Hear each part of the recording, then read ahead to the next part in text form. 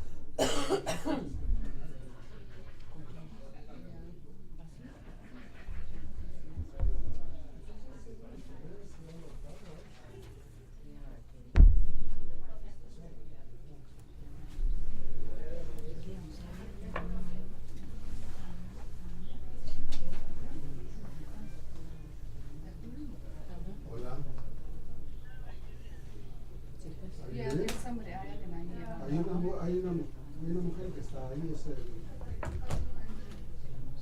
¿Tienes que bajar ahorita?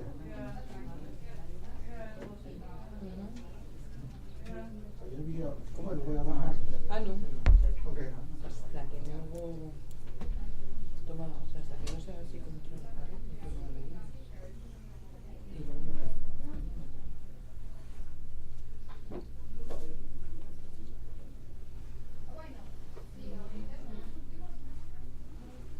Mira, esto sí es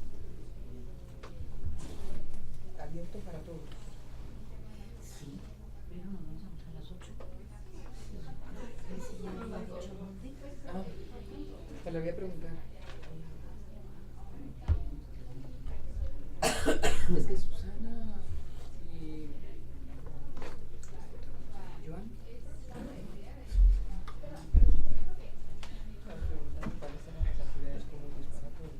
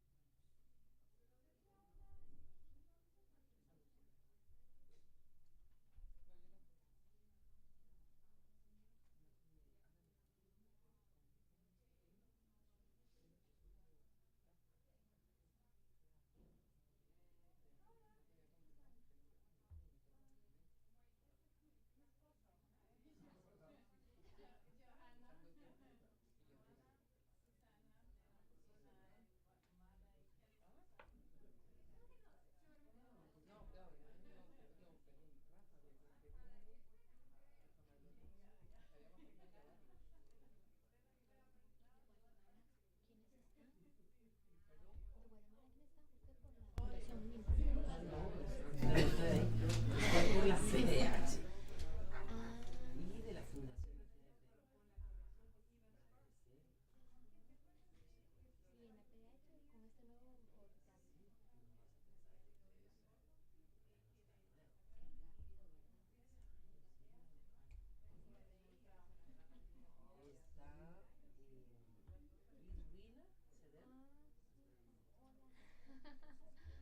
Luis Ceder, compañera Susana. Hola, ¿qué tal? Ya no puedo pasar ahí. Ya voy a ver y te saco cuando termine.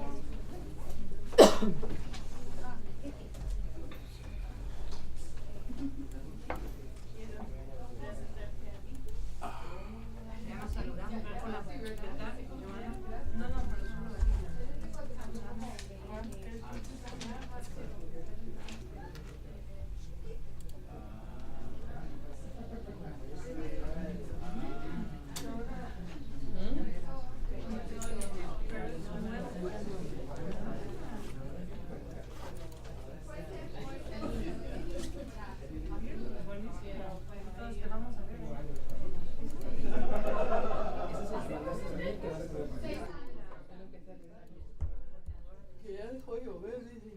¿Ah, sí? Sí, que ya dejó de llover.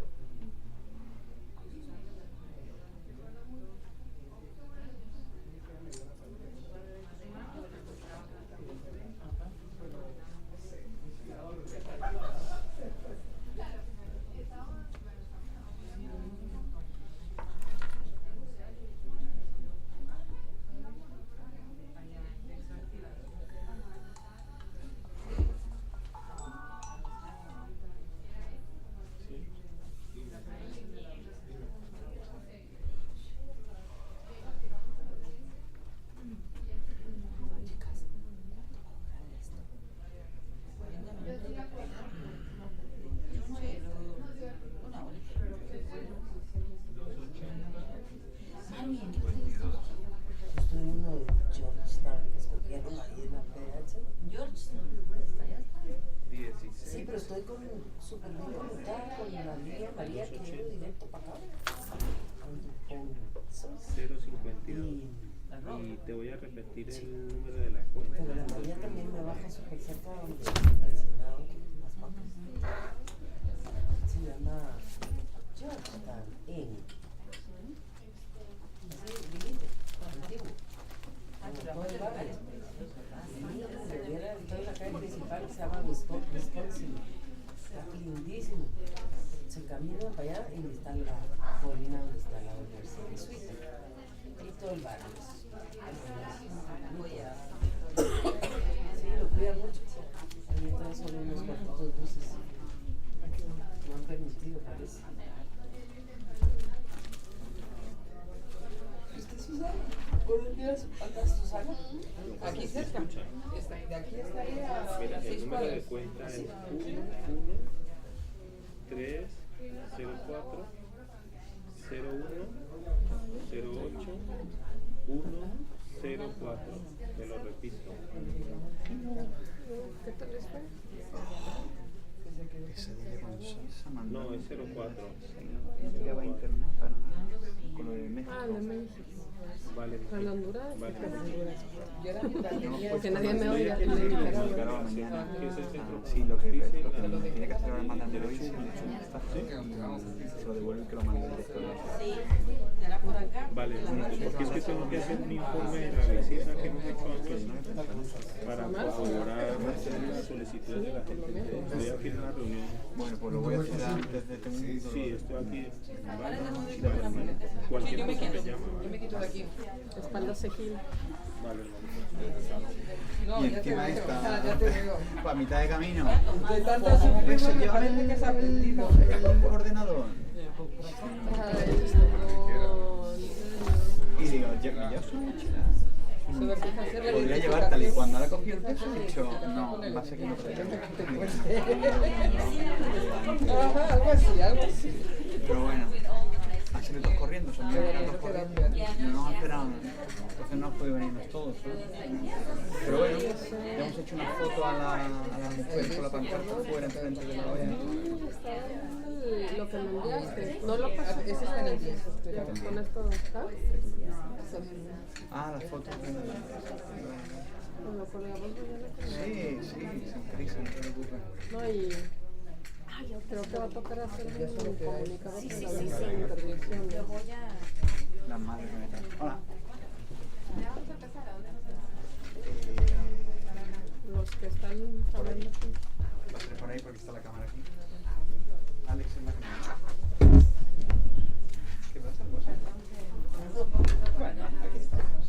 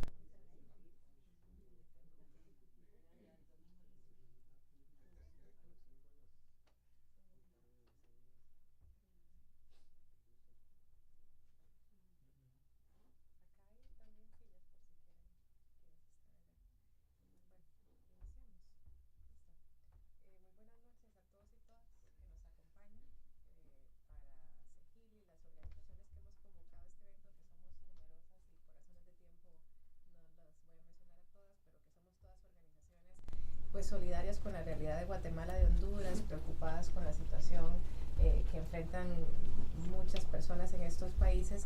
Es un honor pues, recibir acá parte de la comunidad de derechos humanos de Honduras y Guatemala. En esta noche hemos querido organizar este conversatorio, este espacio de diálogo que también se está transmitiendo vía webcast, y también saludamos pues a las personas que nos están acompañando de esa manera.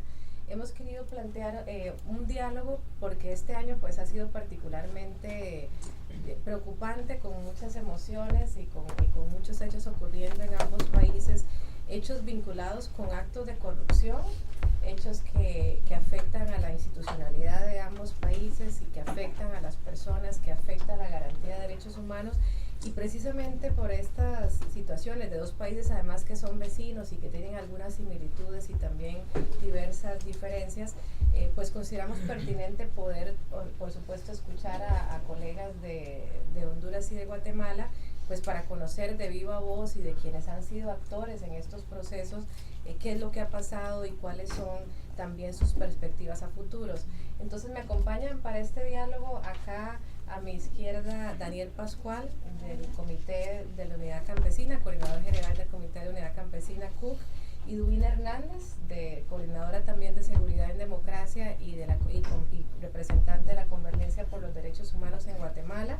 Y acá Martín Fernández, del Movimiento Amplio por la Dignidad y la Justicia de Honduras, y Meria Gurcia, del Comité de Familiares de Detenidos Desaparecidos en Honduras.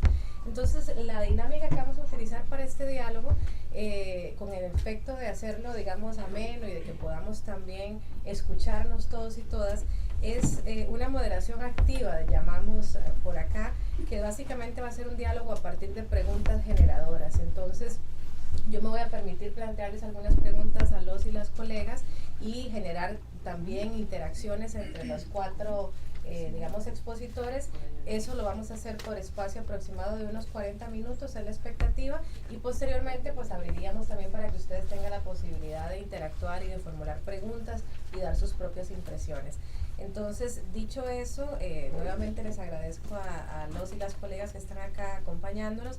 Y mi primera pregunta, quizás empezando acá a mi izquierda con Iduvina, un poco, aunque creo que la mayoría podemos conocer qué es lo que ha pasado en Guatemala en este último año, siempre es importante recapitular, ¿verdad? Y que nos pudieras hacer, pues eso, un breve resumen de cuáles fueron los detonantes o los hechos que se conocieron de corrupción en este año y qué fue lo que pasó en estos últimos meses en Guatemala.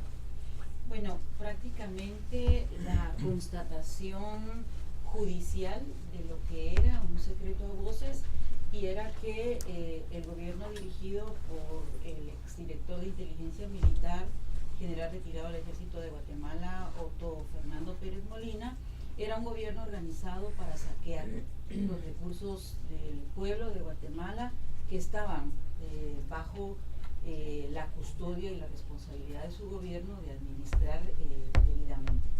Este gobierno, encabezado por Pérez Molina y por Rosana Valdetti, prácticamente dejó y organizó una estructura criminal desde la administración de aduanas y otras dependencias del Estado, que funcionaban en una especie de Estado paralelo, desde un diseño impresionante de administración empresarial desde una perspectiva criminal, la manera en la que se apropiaban de los recursos del Estado. Y digo constatación jurídica, puesto que por investigación fundamentalmente de la Comisión Internacional contra la Impunidad en Guatemala, la CICIG, es que se conducen estas investigaciones, se llevan a un planteamiento judicial y se hace pública la responsabilidad de los más altos funcionarios del Estado.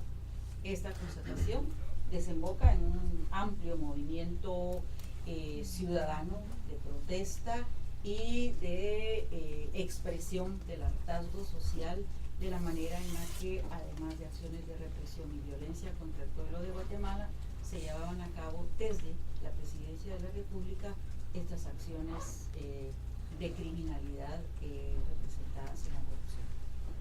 Daniel, para complementar lo que nos está comentando Iduvina, ¿por qué crees que, a diferencia de otros momentos en los que pudo haber noticias similares, hubo una diferencia? ¿Qué fue lo que hizo la diferencia? ¿Por qué estos hechos que describe Iduvina impactaron de esa naturaleza, de esta manera al país? Sí, buenas noches. Un gusto estar con ustedes, compañeros, compañeras. Yo creo que primero fue una cadena de hechos.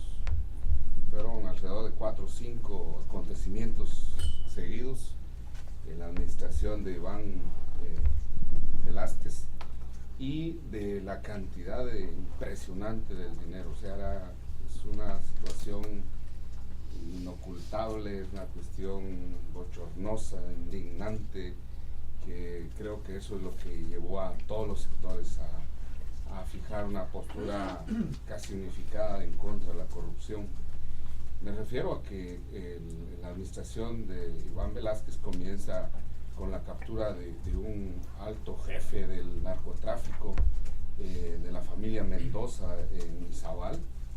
Ese fue como un punto de entrada, y luego se da el caso conocido como La Línea, que habría que agregar que esta estructura fue montada durante el conflicto armado, o sea, en pleno política insurgente, contrainsurgente de nuestro país, una estructura que había podido sobrevivir distintos gobiernos.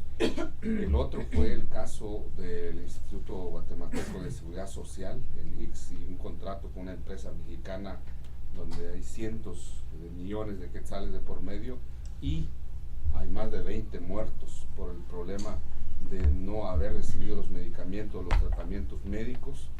Luego el caso en el Ministerio de Gobernación, una estructura dentro de la Policía Nacional que se encargó también de robar decenas de millones en el Ministerio de Gobernación. Y luego se pasa al Congreso de la República, en donde se encuentran decenas de plazas fantasmas, en donde el expresidente del Congreso, Pedro Muadi, que es una figura muy, casi que podríamos decir la representación del CACIF dentro del Congreso de la República, en donde pues efectivamente él no puede ya deshacerse de las no solo acusaciones, y posteriormente podríamos decir el golpe certero al partido líder, en donde se encuentra pues al antes presidente del Banco de Guatemala y en ese momento candidato a vicepresidente del partido líder, formando parte de un grupo de lavado, de un grupo criminal de lavado de dinero, que se dirigió desde el Banco de Guatemala, en donde pues son millonadas exorbitantes las cantidades que estamos hablando, ¿verdad? El grupo La Línea, conocido así, dirigido por Pérez Molina y Valdetti, ellos recibieron al año más de 1.000 millones de quetzales anualmente, digamos, de todas las mordidas, toda el pago que ellos recibieron, y las empresas que no pagaron, que no ingresaron, no pagaron los impuestos al fisco, se sobrepasa los 4.000 millones de quetzales. O sea, estamos hablando de cantidades exorbitantes. En el caso del lavado de dinero en el Banco de Guatemala fueron más de 900 millones de dólares. O sea, estamos hablando de una corrupción sí, sin precedente alguna, sin dejar, por un lado, lo que ya se dijo, todos sabíamos de esta corrupción durante el gobierno del FRG con 84 millones de quetzales por el entonces presidente del Congreso, entre otros casos, pero esto creo que es el que rebalsó el vaso de agua, ¿verdad? Gracias. Voy a dejar en stand-by ahorita para también hacer un paralelismo respecto de la situación en Honduras. Tan solo algunas semanas después de que estábamos viendo esta efervescencia y esta situación en Guatemala, empezaron a salir a la luz pública algunos hechos que también impactaron la realidad hondureña. Martín, ¿vos nos podrías contar qué fue lo que pasó? Bien, muchas gracias a todos y a todas por el particular interés de conocer la situación de nuestro país, Honduras. En efecto, de fondo lo que estamos hablando es del tema de corrupción, que ha sido como en el país, hablar de un caso en particular, así lo tenemos nosotros, quizás es inoportuno, porque en nuestro país la corrupción ha tenido prácticamente una base histórica desde tiempos de la conquista, y hoy el particular interés que tiene y que quizá ha colocado al país en el escenario, creo, internacional, es porque la corrupción que se practicó tiene que ver precisamente con el atentar contra derechos fundamentales. En primer lugar, diríamos el derecho elemental de la vida, porque lo que se denunció es el saqueo del seguro social, el saqueo de la salud de la población, que al final en este proceso que fue tan grande, hubo un reconocimiento expreso del actual presidente de la República que se tomaron fondos para financiar su campaña. Y esto generó prácticamente un detonante enorme en el cual la población se ha sensibilizado, porque ha implicado que este saqueo de estos recursos provocó, al menos de acuerdo a investigaciones realizadas por nuestra organización, el Movimiento Amplio, 2.288 decesos.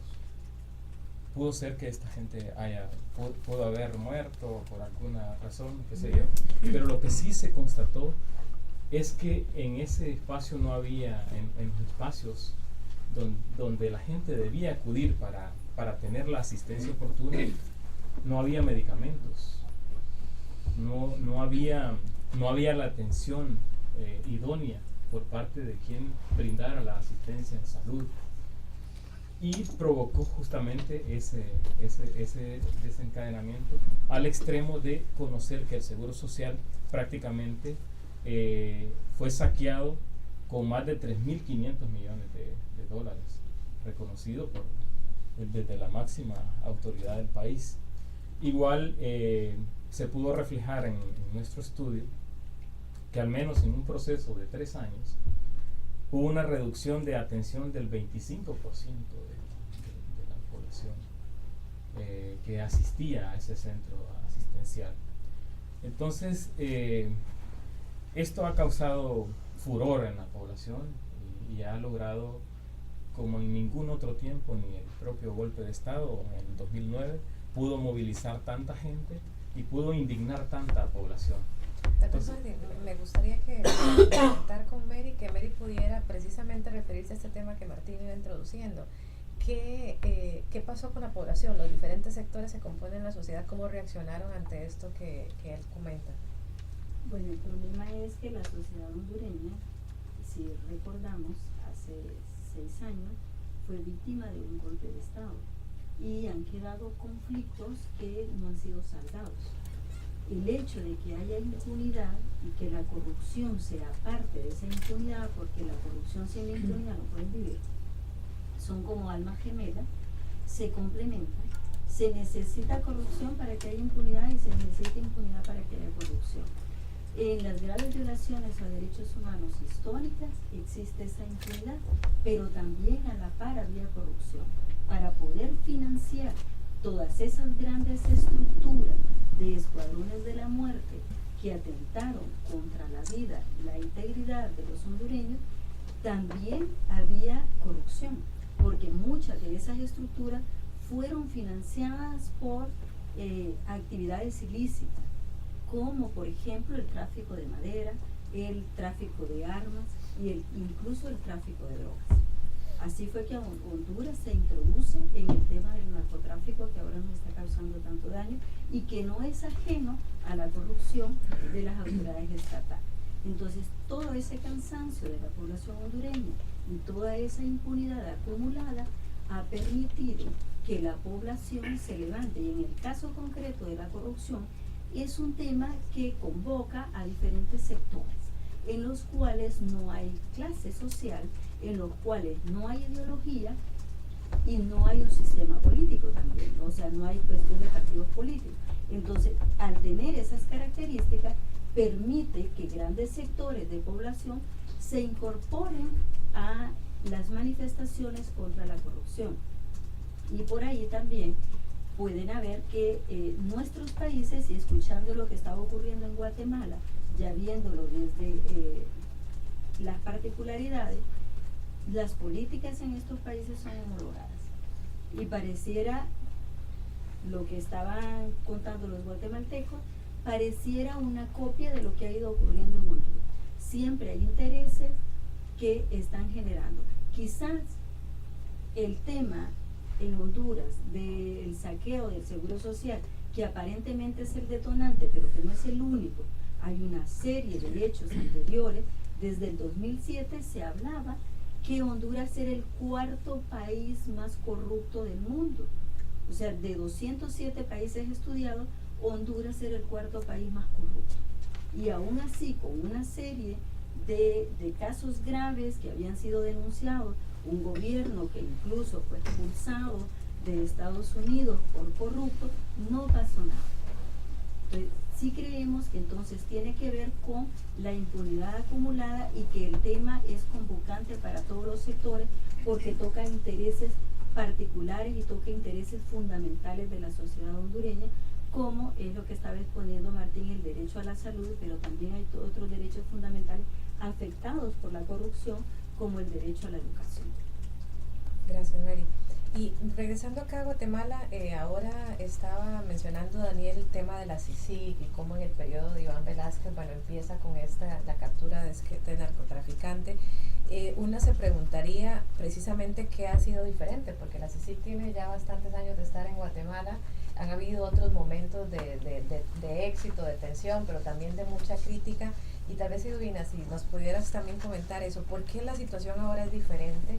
Que implicó esta reacción, digamos, unánime de los diferentes sectores, pero también las reacciones de las instituciones pareciera que fueron diferentes. Digo pareciera porque ahí es importante que ustedes nos digan si realmente ha habido una reacción distinta, ¿cómo reaccionó esa institucionalidad? Mira, yo creo que estamos hablando en realidad de procesos y que lo que ha habido es como una acumulación de una serie de situaciones, y yo me atrevería a afirmar que obviamente la personalidad del actual comisionado, su experiencia y su decisión tienen muchísimo que ver en el impulso de los casos, pero no son situaciones que, digamos, se hayan dado en el último momento o en el último periodo. Yo creo que la CICIG cosecha procesos que iniciaron anteriormente. Hay un conjunto de leyes que se aprobaron en las primeras administraciones de la propia CICIG que facilitan estos mecanismos de investigación y que permiten efectivamente llevar hacia adelante los procesos que estamos conociendo ahora. Me parece que lo mismo sucede también dentro de la administración del Ministerio Público, es decir, doña Telma Aldana tiene al frente de una institución que en la administración de la doctora Paz y Paz anteriormente y en la administración incluso del doctor Velázquez Zárate inicia un proceso de construcción de herramientas y de instrumentos al entorno de la administración que permiten que haya esta posibilidad de cosecha el día de hoy. Creo que a ese nivel e incluso a nivel del propio movimiento social está desechando espacios de procesos que se han venido acumulando a lo largo de los últimos años. No es algo que surja por generación espontánea, no es un milagro social, antropológico, es el resultado concreto de procesos de acumulación que tienen que ver, en el caso del movimiento social, de indignación, y en el caso de las otras entidades, de cosecha de aspectos que se habían venido dando. Y yo quiero hacer mucho énfasis en esto para que como experiencias y como sociedades no renunciemos a los procesos cuya acumulación significa la posibilidad de tener cosechas concretas hacia el futuro. Eso me parece que se entiende muy bien en relación con el Ministerio Público, porque efectivamente, bueno, ha habido administraciones previas que han fortalecido la institucionalidad, pero en el caso de la Corte Suprema, que justo el año pasado se eligió en un proceso bastante cuestionado y sin embargo pues ha tenido algunas reacciones, digamos, en función de ese reclamo social. Daniel, o sea, ¿cuál sería tu opinión respecto de esa reacción de la Corte Suprema? Y de paso, aprovecho también para que nos puedas comentar, en función de todo esto que ha pasado, ¿cuáles han sido los cambios concretos que se han dado en términos de si ha habido reformas? ¿Qué cambios ha provocado toda esta crisis? Bueno, no hay que dejar de decir que por lo menos alrededor de 3 magistrados detenidos en este proceso, involucrados en los distintos grupos de estos grupos delincuenciales, y que es fundamental también ese toque. O sea, en otras palabras, la corrupción está en el Ejecutivo, en el Legislativo y en el Judicial, y han sido tocados los 3 poderes del Estado, que han permitido de alguna manera encontrar también algunos magistrados que venían luchando en contra de la corrupción, que estos casos también llegan a sus manos y también ejercen un buen trabajo. O sea, estamos hablando de Iván Velázquez, pero también de una fiscal que ha venido dando la talla, no sabemos si cambia el camino, y luego magistrados y jueces en el organismo judicial, que ha podido encaminar los procesos judiciales hasta ahora. Entonces eso es fundamental decirlo. Yo creo que sí, bueno, hay que decir que estos hechos se explotaron a mediados de abril, y el 25 de abril se dan las primeras movilizaciones.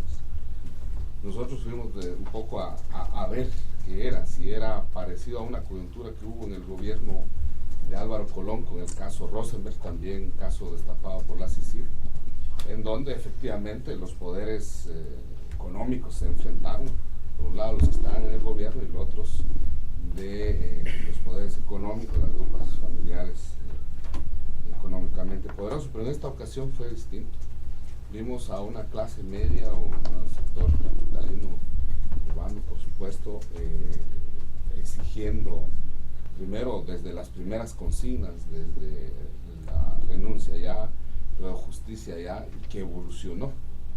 Fue evolucionando esas consignas en la plaza central, y fuimos poco a poco entendiendo que había que ir al encuentro de esa indignación. Y cuando digo al encuentro es que nosotros nos articulamos rápidamente, hicimos una primera asamblea social y popular el 28 de abril, luego el 30 de abril, que nos permitió articular a los movimientos sociales, y como te decía Iduvina, de los procesos que veníamos acumulando desde la marcha indígena, el Congreso Nacional y otros procesos, que nos hizo posibilitar ir al encuentro de esa indignación, pero de la indignación histórica, de la indignación permanente, de las resistencias, que fue al encuentro de ese movimiento ciudadano. Y el primer encuentro creo que fue que entendieran ellos que la corrupción golpea principalmente a la gente del campo, a la gente sin tierra, a la gente sin trabajo, la gente sin educación, sin salud, porque es el sector donde va dirigido concretamente, a los que afecta directamente son a ellos. La clase media lo que se sintió afectado es, pues sí, ver sus impuestos yendo a la bolsa de la gente de gobierno, pero a la población pobre, viendo su futuro desgraciado, a los niños, a las futuras generaciones sin esas posibilidades de desarrollo, al ver esa cantidad de dinero hacia las bolsas, de las cuentas bancarias de esta gente. Entonces yo creo que hay un momento donde se juntan estas dos expresiones sociales. Y luego de juntarse, creo yo que comienza a desarrollar cada vez más no solo el discurso, sino que el planteamiento de que hay que usar la ley de extensión de dominio para recuperar el dinero, hay que investigar las fuentes financieras de los partidos políticos y un rencor o un hecho de desprecio total a la clase política que comenzó, porque automáticamente se veía que los partidos políticos, la ley electoral y los partidos políticos llevaron al final de cuentas a mercantilizar la política, a que todo sea a través de dinero, de campañas publicitarias, a hacer un negocio de la política, y por ende todos los políticos tenían que recibir dinero de la corrupción, del narcotráfico, del sector privado, etcétera. Y entonces automáticamente la política al servicio de la corrupción, de la impunidad. Entonces eso creo yo que despertó esa inquietud de decir queremos reformas, y reformas no solo a la ley electoral, sino que comenzaron los procesos a plantear reformas al Estado, hasta el planteamiento de una reforma nacional constituyente, una asamblea nacional constituyente. Te voy a interrumpir precisamente para ver si Urbino podría complementarnos en esas propuestas de reforma, ¿verdad? Porque entendemos que se formaron diversos grupos que precisamente pues estuvieron ya presionando con propuestas concretas, pero ¿cuál es el estado de la discusión, Urbino? O sea, ¿qué de esas propuestas consensuadas por los diversos sectores han sido efectivamente consideradas? Bueno, lamentablemente, al no considerarse la propuesta social de darnos un respiro mediante el aplazamiento de las elecciones que finalmente se realizaron en primera vuelta en septiembre, y estamos a las puertas de la segunda vuelta este domingo, tenemos un Congreso que tomará posesión en enero, electo o designado, por así decirlo, con el mismo esquema en el que se eligieron las autoridades que hoy están guardando prisión o están siendo procesadas por la corrupción.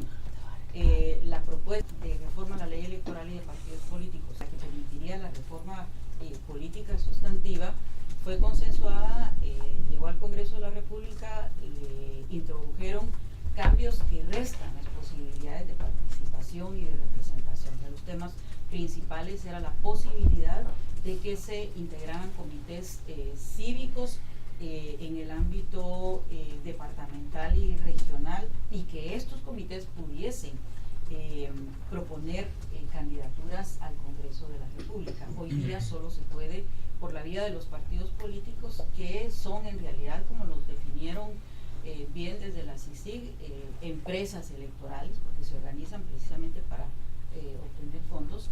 Entonces la idea era modificar ese mecanismo, tener mayores controles y vigilancia sobre el financiamiento a los partidos políticos para evitar estos mecanismos de cooptación corporativa desde el poder económico, desde el sector militar, desde el sector del crimen organizado que ha financiado los principales partidos políticos en Guatemala.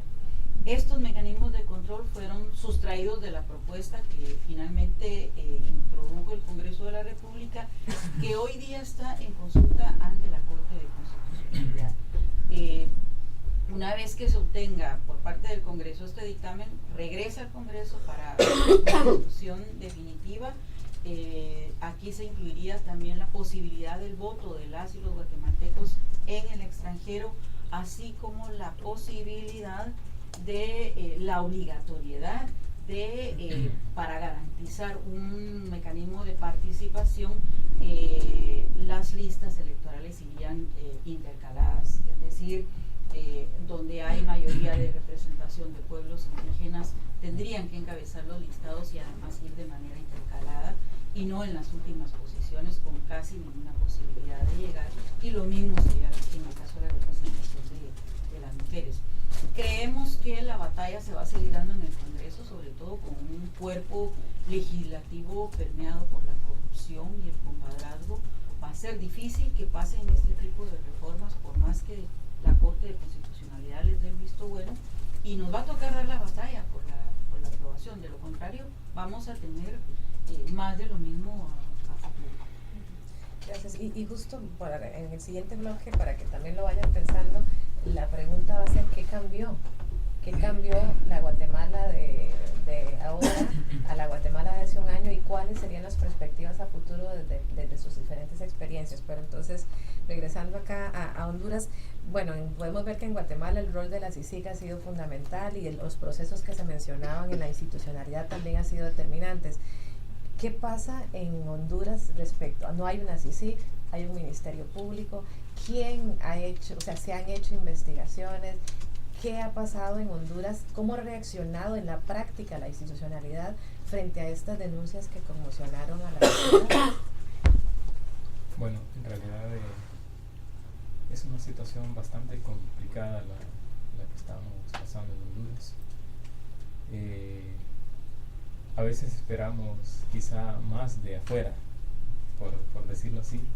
En su momento, bueno, para quienes vivimos en el país, recordamos la misión de la OEA, que esperamos que retornara al presidente de la República en ese momento, que fue difícil. Hoy se incorporó también en la OEA, yo diría con tan mal suceso, que pensaría que tocó fondo completamente.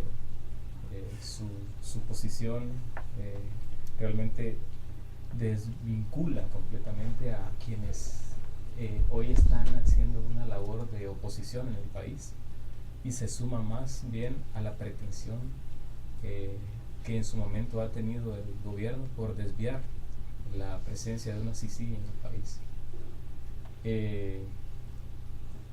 Y digo esto porque nosotros hemos sido parte de las denuncias. En el caso del Seguro Social presentamos denuncias por distintos delitos, incluyendo desde el presidente de la República hasta el más bajo nivel de jerarquía de gobierno, y el Ministerio Público ha estado más preocupado por ver cuál es el nivel de participación o por qué participamos nosotros.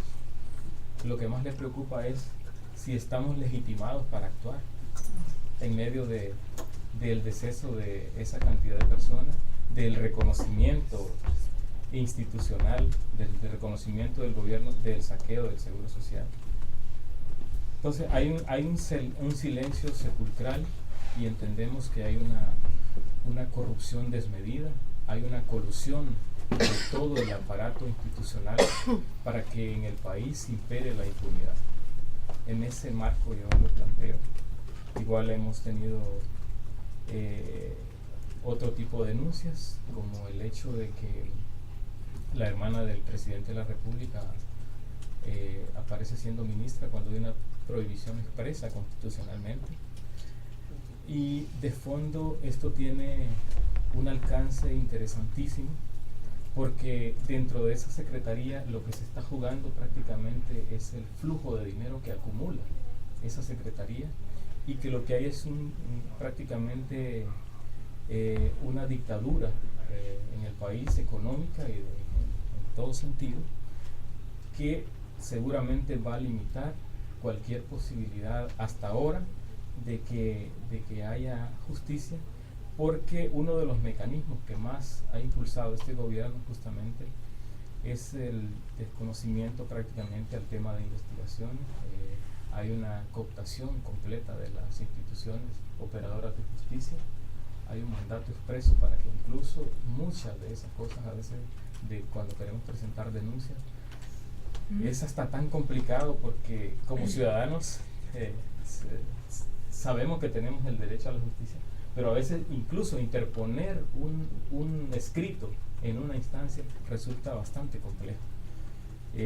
Entonces hay un desaparecimiento completo de la justicia en el país. Yo no puedo ser más contundente en dar este tipo de versión, y por eso es que realmente nos llama particularmente la atención el hecho de poder estar en esta instancia acá en Washington para ver cómo provocamos desde esta instancia internacional que realmente haya un vuelco a Honduras. Honduras la está pasando muy mal. Mary, mencionaba Martín el tema, bueno, de esta fuerte, o Martín menciona inexistencia del sistema de justicia. Se presentaron las denuncias, el Ministerio Público más bien se preocupa por ver quienes denuncian y no lo que se está denunciando.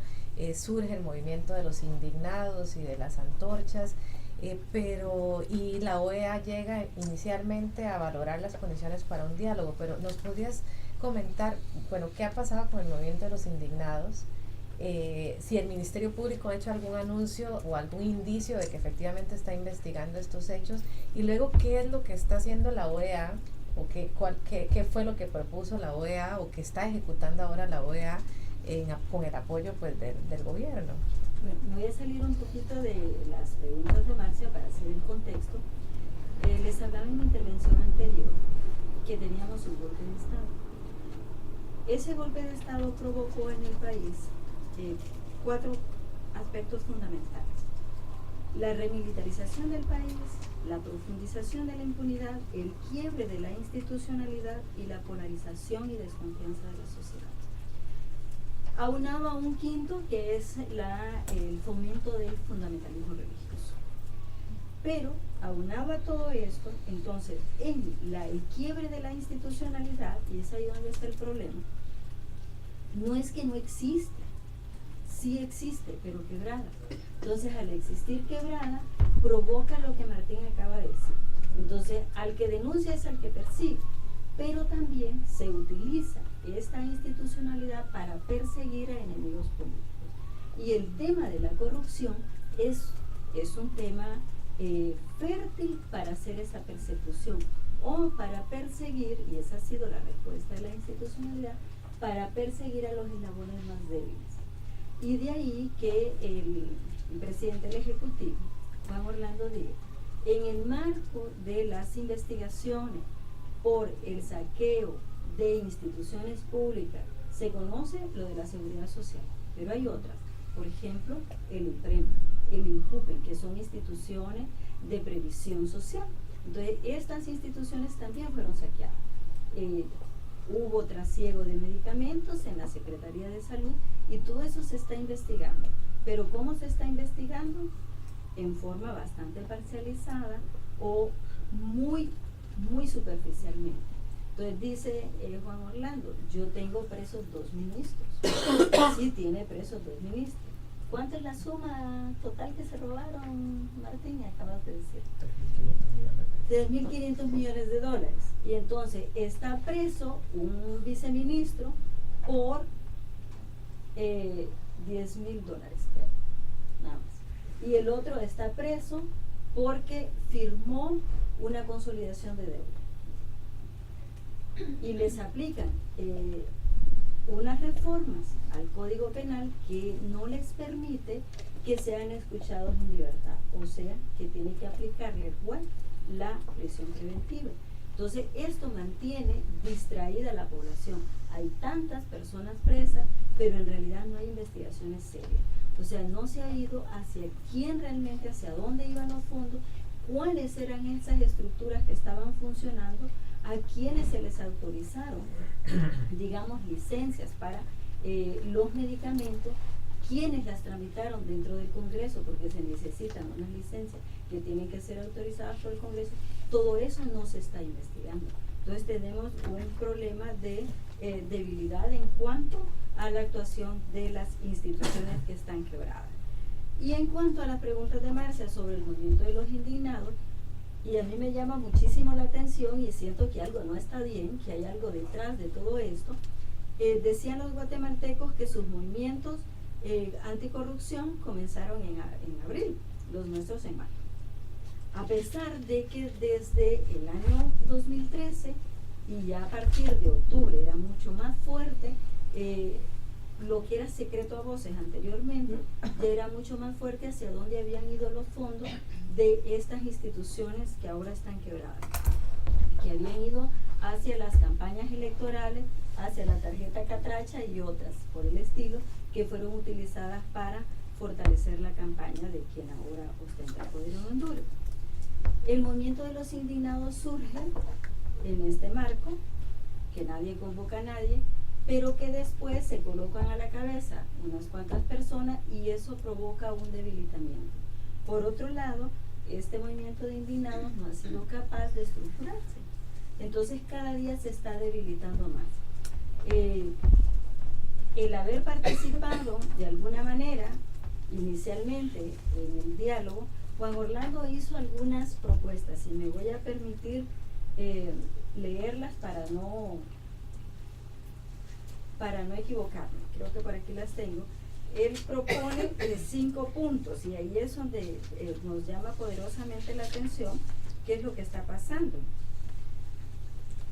Juan Orlando propone, entre ellos, crear una serie de comisiones, crear y supervisar que vienen a hacer casi lo mismo que lo que propuso la OEA. Nosotros sentimos que el diálogo o la presunta facilitación de diálogo que estaba provocando lo de la OEA generó algunas cosas. Una, distracción de los movimientos indignados. 2, contradicciones al interior de este movimiento de indignados. 3, desconfianza.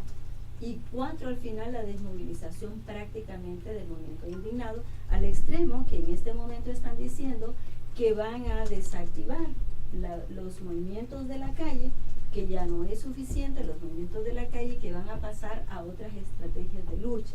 Entonces, el diálogo, que al final no fue un diálogo, sino que al final fue unas conversaciones con ciertos sectores de poder, lo que realizó la OEA, y es gravísimo eso, terminó proponiendo una propuesta que todos desconocemos, que es oficial aparentemente, pero que la sociedad la desconoce, porque no se le presentó a la sociedad, sino que se le presentó a Juan Orlando, y se le presentó acá en Washington, y se le presentó junto con otros miembros de su gabinete, y este dijo que la iba a hacer primero. ¿Me terminó el tiempo? ¿Y por qué me preguntaron tanto? Solo voy a hacer un resumen de eso, que se le iba a presentar al Consejo Nacional de Defensa y Seguridad. El Consejo Nacional de Defensa y Seguridad no es más que el marco de su dictadura, en el cual se encuentra conformado por el Ministerio Público, por el Poder Legislativo, por el Poder Judicial y el Poder Ejecutivo, y lo preside el actual presidente. Entonces, esa propuesta que está haciendo la OEA va a ser conocida por eso. La sociedad civil y el movimiento de los indignados ha desconocido totalmente esta propuesta, que solo va a generar estudios, prácticamente. Yo solo quiero acotar un poquito nada más, porque no quiero que quede en el imaginario algo que dijo Mary, que alrededor, que hay una cantidad bastante de personas enjuiciadas por el tema del seguro social, por el saqueo. En realidad no llega ni a 10 personas. 7 son. Sí, y en una línea de investigación original que se hizo, se hablaba de que al menos para que se diera ese robo, por lo menos había que investigar cerca de 400 personas. Entonces, solo lo dejo para que ustedes valoren cuál ha sido realmente la práctica de investigación que hay y cuánto hace falta que hacer en el país. Gracias, Martín. Entonces, para ir concluyendo como esta faceta de diálogo entre nosotras y que también ustedes puedan plantear sus preguntas, las preguntas que les comenté al inicio, ¿qué ha cambiado? ¿Qué ha cambiado y cuáles son las perspectivas? Bueno, primero que de este proceso, yo creo que los mejores cambios son en la sociedad, en los movimientos sociales. Y aquí estamos hablando de articulaciones enormes. La primera articulación fue convocada por la Universidad de San Carlos de Guatemala para plantear reformas profundas, se llama la Plataforma Multisectorial, que hizo una propuesta de reformas a la ley electoral, y su objetivo es seguir aglutinando los distintos sectores para encaminarnos hacia una reforma profunda del Estado, hacia una Asamblea Nacional Constituyente. La segunda instancia es la Asamblea Social y Popular, que aglutina 170 organizaciones de todo el país. Hicimos asambleas territoriales, departamentales, y quienes fuimos las que convocamos no fue el grupo de indignados o el movimiento de indignados de la capital, que convocó a las movilizaciones definitorias para que cayera el gobierno de Pérez Molina, sino que fuimos nosotros desde el campo, comenzamos el 25, 26 y 27. Antes se dio asambleas, repito, un plantón de 5 días, 5 noches frente al Congreso pidiendo las reformas, y que nos llevó a una movilización de más de 500,000 de personas. Solo en la capital está entre 160 a 180,000 personas, una movilización sin precedente alguno, y en el interior con todas las plazas paradas. Creo que ellos, la lectura que nos hicieron es que si no renunciaba Pérez Molina, lo que entraba en peligro eran las elecciones y la institucionalidad total del Estado. Creo que es al final el movimiento en el ajedrez que hicieron de que cayera al final Pérez Molina para que no estuviéramos en una ingobernabilidad total en este momento.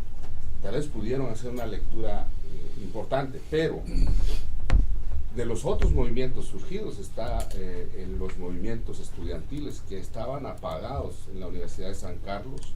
Surge USAC Somos Pueblo, de un movimiento que está queriendo hacer la depuración en el movimiento estudiantil y llevar a la universidad una reforma profunda de la Universidad de San Carlos, recuperar la universidad estatal, pero ha podido vincularse con las universidades privadas, que nunca las habíamos visto, ni en la Plaza Central jamás los habíamos visto protestar.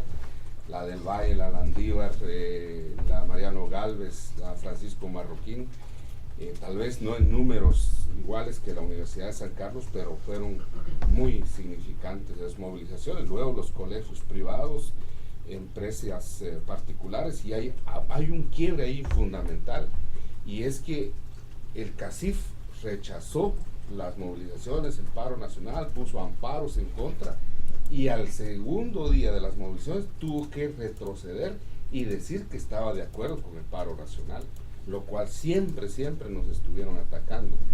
O sea, se le salió de las manos del CACIF. El CACIF tuvo poca o mínima influencia en este proceso. La embajada gringa jugó un papel nefasto al principio respaldando a Pérez Molina, y posteriormente, al ver que no podían seguir con ese juego, tuvieron que también intervenir, y eso fue evidente. Entonces, está ese ambiente de que se puede votar gobiernos, lo cual tal vez se lograron, no sé en qué décadas atrás. El caso de Ubico, tal vez el más sonado, más recordado, y hay otros casos donde los movimientos sociales llegaron hasta votar gobiernos, pero de la actualidad es este caso. Y lo que sí está claro es que jamás dijimos que se iba a hacer una revolución a través de este proceso, que se podían buscar cambios y que se pueden todavía, porque la crisis está instalada. Pasó la crisis, si queremos verla así, política, a partir del tema de la corrupción y la impunidad, o sea, de esos movimientos que estaban sobre eso, pero la crisis económica que causó que el fisco no haya recaudado fondos durante estos 5 o 6 meses, eso ya está repercutiendo en toda la burocracia del país, y la crisis económica que estamos sufriendo por sequías, etcétera. Se ve que el gobierno que quede quien quede, va a entrar con una debilidad y con una crisis económica que nadie en Guatemala se atreva a decir que vayan a terminar el periodo al llegar al poder. Entonces, Daniel, entonces para que precisamente Yovina concluya tu idea en términos de, Daniel nos dijo que cambió y nos está introduciendo a qué pasaría con cualquier gobierno que quede. ¿Cuáles, de acuerdo con tu experiencia o tu criterio, serían las perspectivas a futuro? Bueno, yo creo que desde el lado de los movimientos sociales, Daniel ha dado efectivamente en el clavo. Se pierde el miedo, que ha sido el método de gobernar en Guatemala, el mecanismo del terror para impedir la movilización. La gente pierde el miedo a la expresión colectiva organizada, pierde el miedo a manifestar y a entender que estos no son procesos de un día para otro, y se está viendo en una serie de situaciones que se están dando en estos momentos. Entiende la fuerza del poder de la movilización y de la organización como posibilidad de cambio, y cabe decir, a Otto Pérez no lo derrotó la CICIG, a Otto Pérez no lo derrotó una acción de una comisión internacional, que fue lo que facilitó la investigación. Pero Otto Pérez lo derrota su actividad criminal a partir de la acción ciudadana que reclama su salida del gobierno principalmente. Y aquí tenemos la posibilidad de que estos sectores, efectivamente temerosos de lo que significa el poder de la sociedad organizada a este nivel y con estas capacidades, estén hoy día financiando eventualmente la llegada de un gobierno representado, por ejemplo, en un señor que se ha dedicado a la actividad teatral, pero que al carecer de partido político encuentran el financiamiento de los poderes fácticos, económicos, militar e incluso de estructuras de crimen organizado, la posibilidad de contar con los recursos para llegar al gobierno. Una eventual llegada, por ejemplo, cualquiera de las dos opciones que se disputan la presidencia en Guatemala este domingo no representan los intereses en profundidad de la sociedad guatemalteca. Con Sandra Torres nos la pasaríamos probablemente los 4 años peleando y reclamando desde los movimientos sociales.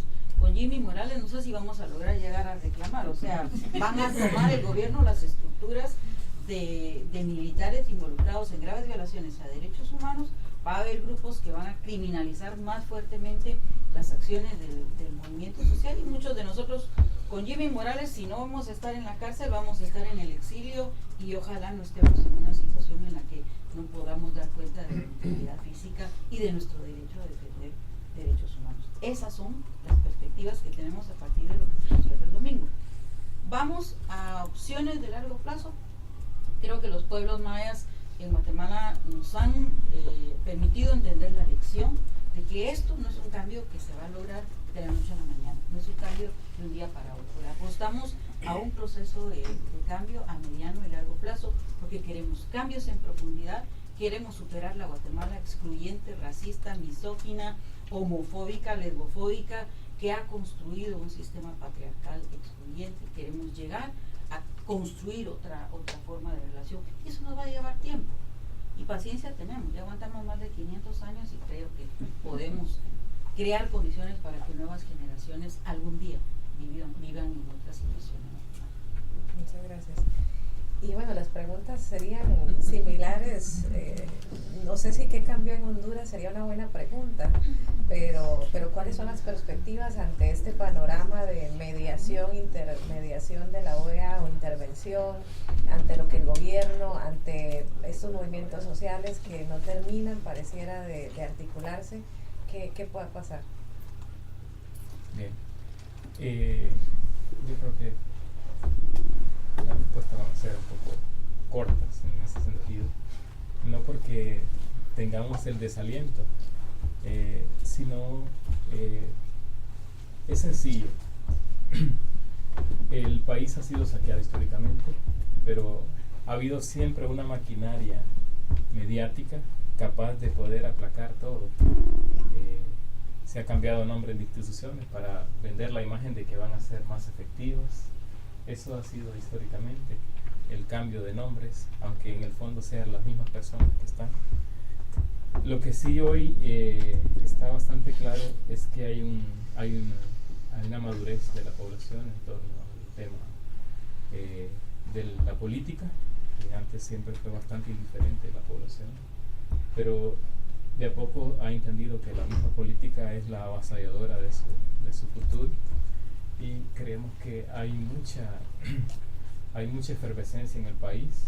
Igual, aunque no se pueda resolver judicialmente como debiera ser en algunos casos, la población ya tiene una condena para los sectores que le han vilipendiado, y yo creo que de fondo lo que sí va a existir es de fondo existe de hecho una debilidad institucional muy frágil completamente, y que la gente, hoy estábamos hablando con Eric, que mucho de lo que marca en el país, la gente espera mucho del proceso electoral.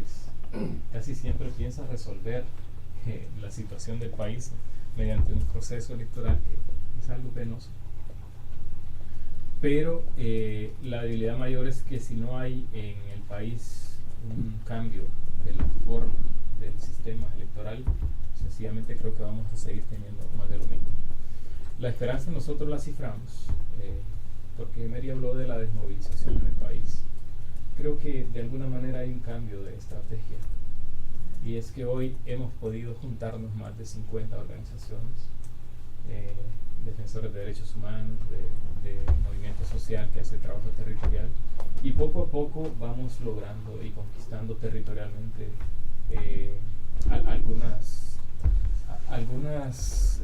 ¿qué le digo? Algunos triunfos.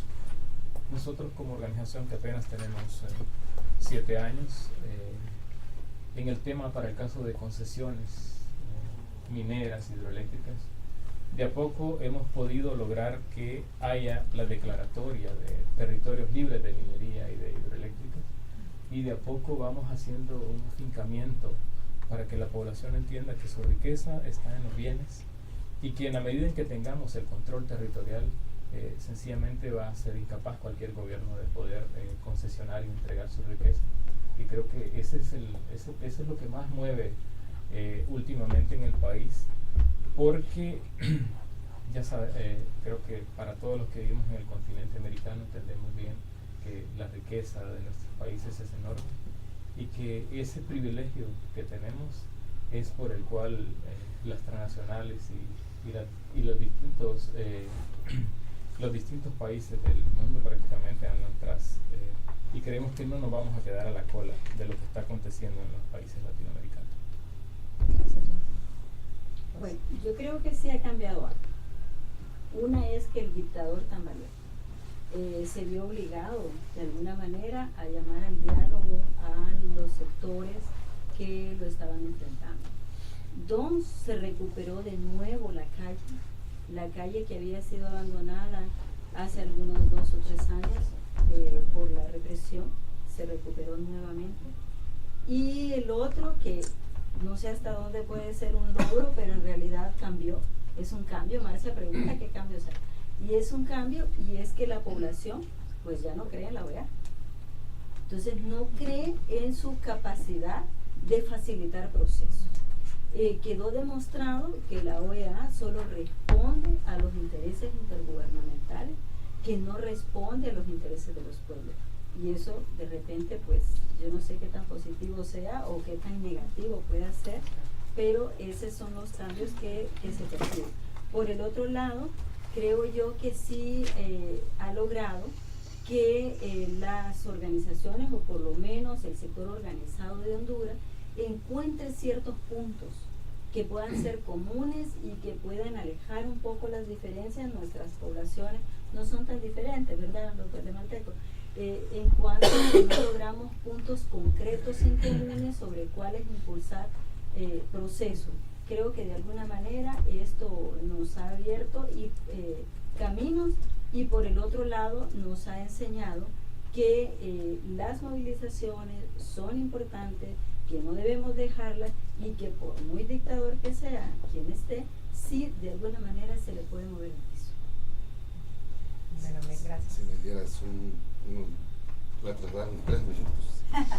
1 y medio. 1 y medio. No, el otro resultado en el caso de Guatemala es el tema de las elecciones en primera vuelta.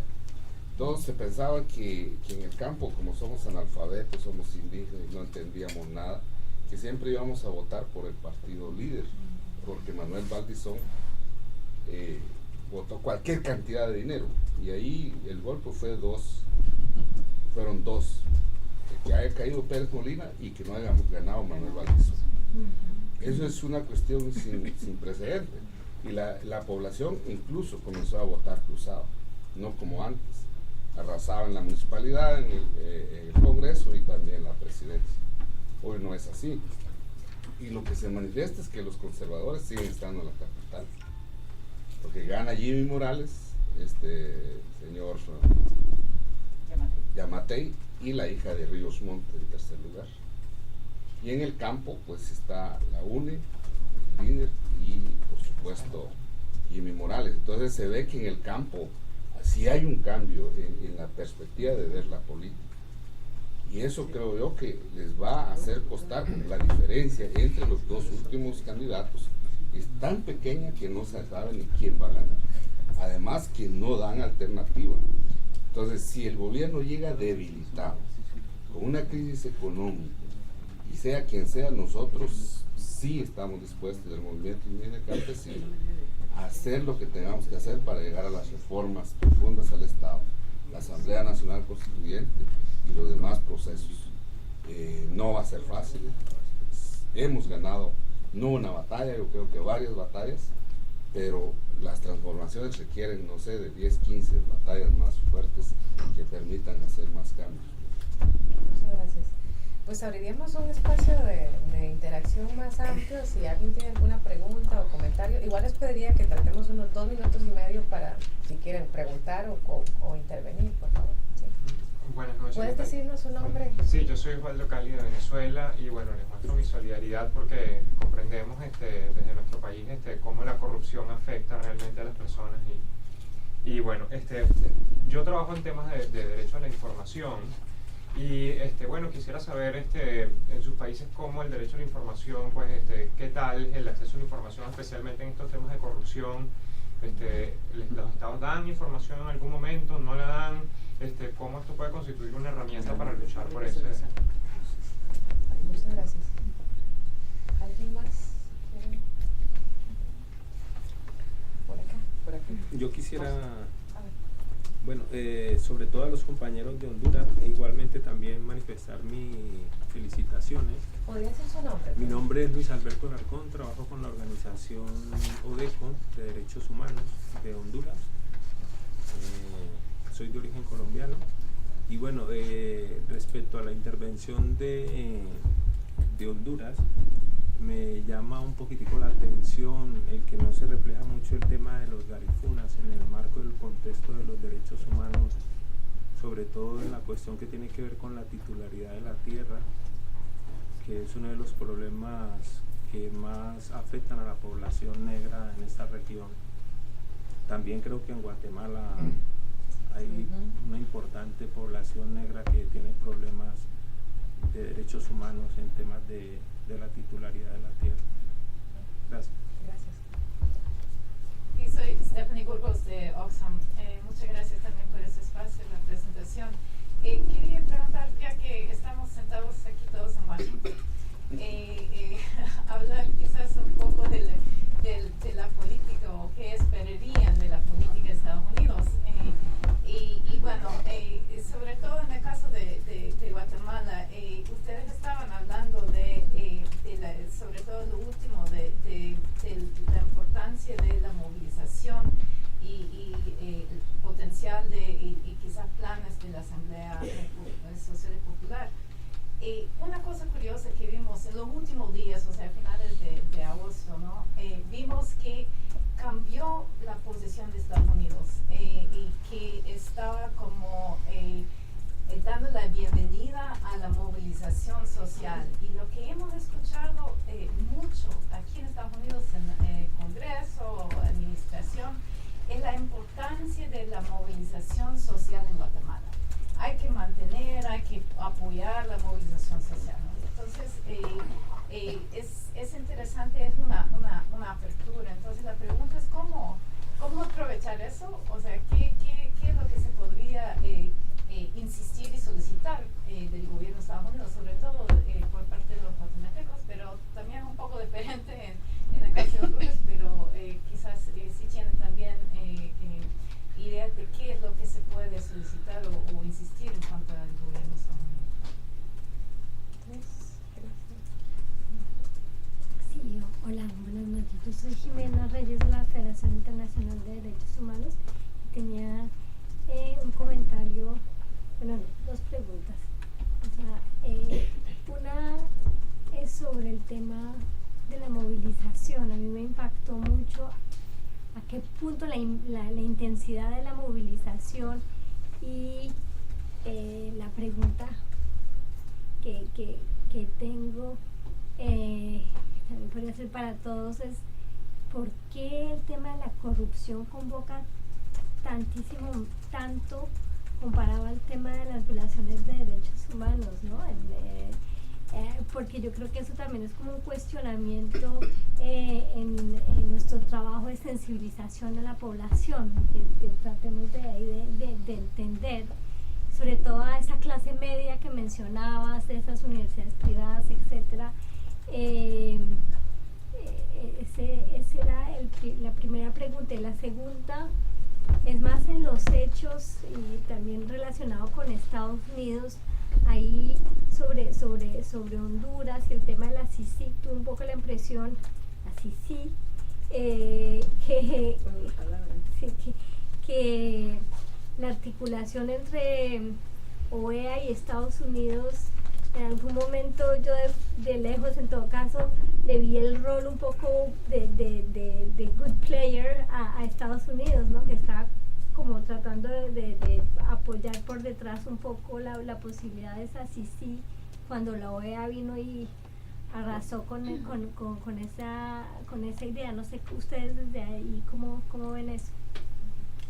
Entonces les daríamos unos 3 minutos a cada uno para que puedan abordar en la medida de lo posible las preguntas o comentarios y cerraríamos. Daniel, ¿quieres empezar? Ya. No, con las primeras preguntas que hizo el compañero, sí, o sea, han habido algunas leyes que nos han permitido, digamos, accesar a la información. Hay una ley reciente que es la de acceso público a la información. Toda la información que se maneja en las instituciones del Estado es público, pero no significa que por ende nos den fácilmente toda la información en las instituciones del Estado. Pero es una forma también de presión. Igual las otras leyes, digamos, de extinción de dominio que mencioné, que se está aplicando también, hay una lógica que si no se recuperan los bienes, los recursos robados a través de la corrupción, la justicia no sería completa. Entonces también hay un proceso de recuperación por el Estado de todos los bienes y recursos. Hay otras leyes, por supuesto, la ley contra la corrupción, que están todavía, creo que está pendiente todavía por aprobarse. Hay una serie de leyes que han venido también facilitando un poco el escenario de la lucha. Ahora, tal vez no es parte de la respuesta, pero sí lo que nos ha ayudado un montón, sí se puso en funcionamiento las redes sociales en internet, que convocó a bastante gente de la capital, principalmente los que tienen acceso al internet. En el caso del campo fueron las radios comunitarias, pero que aún estamos peleando la ley de radios comunitarias en el Congreso. O sea, sí hay un sesgo en no permitirnos plenamente la libertad de información, porque saben que es un arma poderosa. O sea, estamos que sí hay cosas avanzadas, pero hay una serie de cosas que no avanzan todavía, ¿verdad? Luego, sobre el papel de Estados Unidos, creo que efectivamente ellos jugaron un poco a que sus políticas no sean afectadas. Primero pensaron que manteniéndose Pérez Molina podía garantizarse el plan de la prosperidad, los otros planes que hay en Centroamérica, en este caso el Triángulo Norte, pero cuando vieron que si se mantenía ya era un peligro para el mismo plan, entonces había que pues decir que sí, que las movilizaciones son importantes, etcétera.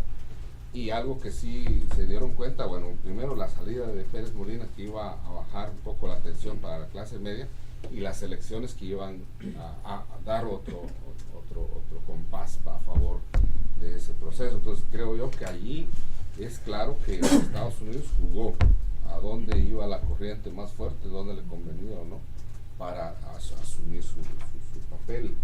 En ese sentido sí está claro, digamos, en el caso de las fuerzas de tarea combinada que tienen de Guatemala con la frontera de México y la de Guatemala con la frontera de Honduras, eso estaba de alguna manera, si este proceso se desembocara en otras circunstancias más graves, pues automáticamente Estados Unidos, al gobierno, por supuesto, no le convendría. Entonces, yo sí creo que ahí hay un papel de la comunidad internacional, no solo de Estados Unidos. Creo que la comunidad internacional también cerró un poco las líneas, que no fue solo Estados Unidos el apoyo a la CICIG, sino que también No fue tampoco la Unión Europea, fueron países, fueron instancias como el PNUD, como todos los organismos de Naciones Unidas que le dieron el respaldo, y a las luchas también. Creo que sí tuvieron una parte de aporte a este proceso. Gracias. Para ir intercalando, le pido voy a participar acá. Fíjense que es interesante lo de la pregunta del derecho al acceso a la información pública, porque sí, nosotros consideramos, de hecho, como espacio, nacimos en el marco de la lucha contra la corrupción en 2008, un espacio que nació en los bajos del Congreso de Honduras, denunciando más de 50 casos de corrupción de las altas jerarquías políticas y empresariales, y se tomó la decisión de darle continuidad al proceso de poder cercar un poco el tema de corrupción, igual de derechos humanos, y ahí nos hemos metido en el tema de bienes naturales también, por el tema mismo de corrupción. Y en efecto, en el país se ha creado una herramienta que es la Ley de Acceso a la Información Pública, pero que también Honduras fue pionero prácticamente en la creación de esa ley a nivel centroamericano, pero curiosamente de inmediato vino una reforma y se creó una ley de secreto. Sí, que prácticamente contrapone de manera absoluta la transparencia, la rendición de cuentas. Entonces, vea, porque usted podrá sacar conclusiones la situación extrema que vivimos de corrupción. Es más, se creó un pequeño consejo que lo dirigen 6 personas, que son los que van a dictaminar qué cosa se hace pública o no. Así se gobierna hasta ahora.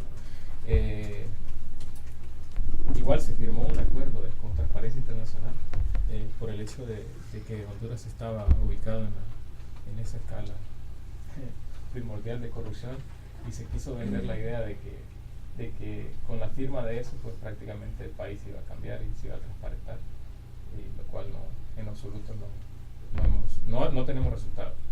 El compañero habló ¿verdad?, del derecho a la tierra, y habló de los grupos étnicos garífunas. El tema de la tierra en el país es un problema histórico. Recuerden que siempre Honduras, gran región o gran parte del país ha sido ocupada por transnacionales norteamericanas por el cultivo de banano. Hoy tenemos las transnacionales de turismo, y igual ha habido una enorme ocupación de los territorios. Hoy hay una lucha permanente para el caso de los distintos grupos étnicos del país. Hay una guerra abierta por la tierra, por la defensa que las mismas poblaciones indígenas han mostrado en defensa de sus territorios, de sus ríos, de su bosque, de su tierra. Y en efecto la población garífuna no está excluida de esto, pero de a poco se ha ido juntando. Nosotros trabajamos justamente en alianza con grupos étnicos del país, como los garífunas, con el grupo Tolupán, para el caso compañero. Hoy estamos juntando, y cuando hablo así no quiero excluir a nadie, porque sí estamos haciendo una alianza de todos los sectores étnicos del país. Igual a mí me parece interesante que la compañera hizo una pregunta, que por qué convocábamos el tema de corrupción en mismas instancias de derechos humanos. Yo creería que esto más bien hay que dar un aplauso a la población. El tema de corrupción es parte que debe ser convocante, porque en la medida en que nosotros entendamos que la corrupción, para el caso en nuestro país, ha sido prácticamente quien ha avasallado todo el tema de derechos humanos. En la medida en que la corrupción se combata, seguramente vamos a tener sociedades más privilegiadas, con el goce de los derechos elementales. Hay una pregunta que siempre me genera la curiosidad, esto de la política norteamericana. Yo creo que los norteamericanos siempre van a jugar a quedar bien ellos. Esa es la concepción que nosotros tenemos. Igual, fíjense que en su momento cuando se habló de la CICI, a través del embajador se ofreció que había una cantidad X para poder apoyar la instauración de la CICI, pero de repente se cayó todo. Yo lo que he creído es que a nivel de gobierno acá o de su política no ha podido encontrar los mejores aliados para seguir apostando en el proceso y para poder tener el control como lo hace de su territorio. Penosamente en nuestro país quien gobierna es el gobierno de Estados Unidos y no nuestra gente. Gracias. Bueno, sobre el tema de Estados Unidos, yo creo que han sido claros cuando plantean que el gobierno de Estados Unidos no tiene amigos, tiene intereses, y eso define hasta cierto punto en qué momento en una coyuntura determinada pueden o no variar la ruta de su actuación, y cómo soportaron durante un buen tiempo mantener a Pérez Molina, en el caso guatemalteco, en el gobierno, y en un momento determinado, cuando la correlación de fuerzas se modifica, pues simplemente permiten, por así decirlo, que procedan sin mayor situación. Yo me quiero referir a la pregunta de Jimena sobre la situación de defensores, en fin, ¿cómo nos explicamos el fenómeno? Yo te quiero decir que yo me hice la misma pregunta, estaba con una grave contradicción en las primeras movilizaciones en Guatemala, me daba mucha rabia. Yo decía, pero este pinche gente, ¿por qué el genocidio y todos estos temas no le movilizaron? Y ahora que le robaron, sí sale masivamente a las calles. Pero para mí fue un proceso de aprendizaje, y yo creo que también para los pueblos y las sociedades son procesos de aprendizaje y son procesos de acumulación de experiencias y de convivencia y de ir creciendo en el planteamiento de la demanda. La gente se va a movilizar a partir de sus demandas más sentidas, y cuando le tocan la bolsa, cuando le tocan la comida, es lo primero que les mueve, y en ese proceso creo yo van entrando en contacto con otras expresiones y va habiendo otro tipo de niveles de conocimiento y de constatar la realidad para crecer, y ahí es donde efectivamente ese gran desafío para nuestras organizaciones, estos procesos de educación y de sensibilización. ¿Hacia dónde podría ir Estados Unidos? Creo que ahorita que se discute la famosa Alianza para la Prosperidad, ese es un tema en el que hay que insistir en que cualquier opción de apoyo para el desarrollo económico habría que desarrollarla a partir de la consulta con las comunidades hacia donde va a llegar. Si los socios siguen siendo los grandes empresarios, los mismos que han llevado a nuestros países al estado de cosas que hoy enfrentamos, es una alianza para el fracaso, es una alianza contra la prosperidad, y es una alianza que está encaminada a constituirse lejos de un proceso que ayude al desarrollo, a procesos que van a afianzar y a promover las situaciones que hoy día están haciendo a nuestros pueblos movilizarse contra este estado de cosas. Muchísimas gracias. Mary, para que cierres. Bueno, en cuanto para complementar un poco lo que explicaba Martín en cuanto al tema del acceso a la información, Honduras ha generado una serie de leyes restrictivas de derecho en este nuevo marco post-golpe. Una de ellas es la ley de la intervención de las comunicaciones privadas, y esa ley de intervención de las comunicaciones privadas obliga a las empresas servidoras de comunicación a trasladarle al Estado los metadatos, y las obliga también a adecuar su tecnología para guardar esa información. 3 instituciones del Estado pueden solicitar esa información, esos metadatos. Una de ellas es la policía, la otra es el Ministerio Público y el otro es el juez, pero quizás el juez es el último. Además de eso, la ley de clasificación de documentos oficiales, que es la contraposición de la ley de acceso a la información pública, también permite que la información oficial pueda ser clasificada hasta por 20 años. O sea, la reserva de esta ley puede ser hasta por 20 años. Y el consejo del cual les hablaba Martín, este consejo que fue creado para la implementación de la reserva de la ley, o de toda la información que puede ser reservada, realmente responde a la Dirección de Investigación e Inteligencia.